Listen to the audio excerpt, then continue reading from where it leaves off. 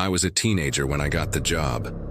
I needed the money, and the parents of the kids I was watching were cool with me watching them on my own. It was a big house, and it was a little creepy because they had cameras everywhere, which was their way of keeping an eye on me and the kids. I could understand that. It was 10 p.m. and the kids were asleep. I was on my phone in the living room when it happened. The first call was from the dad. He asked if everything was okay, and I said it was. Then he hung up, and I thought nothing of it. 5 minutes later, the phone rang again. This time it was the mom. She asked if we could do a quick FaceTime so she could check on the kids, and I agreed.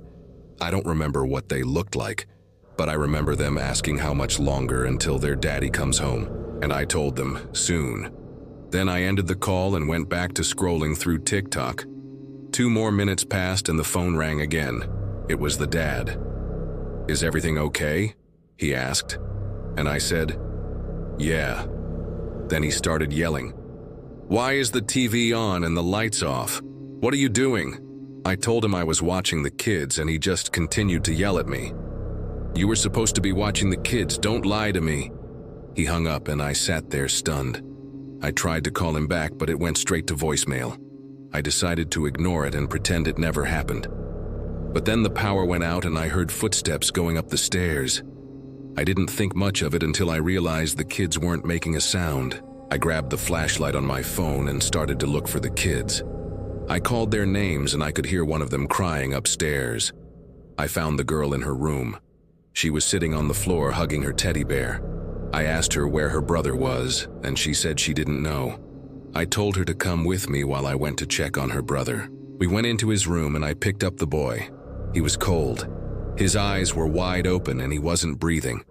We ran downstairs to get out of the house. I dialed 911 on my phone. I could feel myself panicking as I tried to explain what had happened. I could hear the operator trying to calm me down and telling me to stay on the line. When the cops arrived, I stepped outside to meet them. They asked what had happened and I told them about the phone calls and how I couldn't find the kids. One of the officers went inside to look for them and came back out holding the boy. I think I screamed. He was kneeling right where I had left him, but his face was pale and he wasn't moving.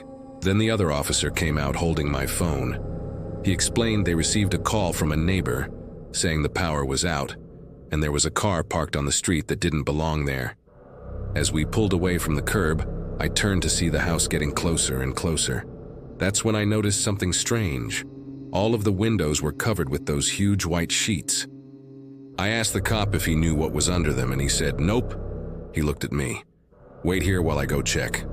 I waited and waited, but he never came back. When he finally opened the door, his face was pale. "What did you find?" I asked. "The neighbor said she saw you drop the girl off at the house around 8 p.m., I said. "But I didn't drop her off. Her parents did. I would never leave her alone in that house." The officer shook his head. "Her parents haven't dropped her off. They dropped you off. You weren't supposed to be watching her tonight. You were bait." My mind was spinning. "What?" I asked. "You were bait. For what? What are you talking about?" He took a deep breath. "Run." I didn't ask any more questions. I ran as fast as I could. I didn't stop running until I reached my car. I jumped in and locked the doors. I rolled up the windows and I didn't breathe normally again until I was on the other side of town. The next day, I read in the news that the police found both kids dead in the house. They ruled it a double homicide, but they never caught the killer.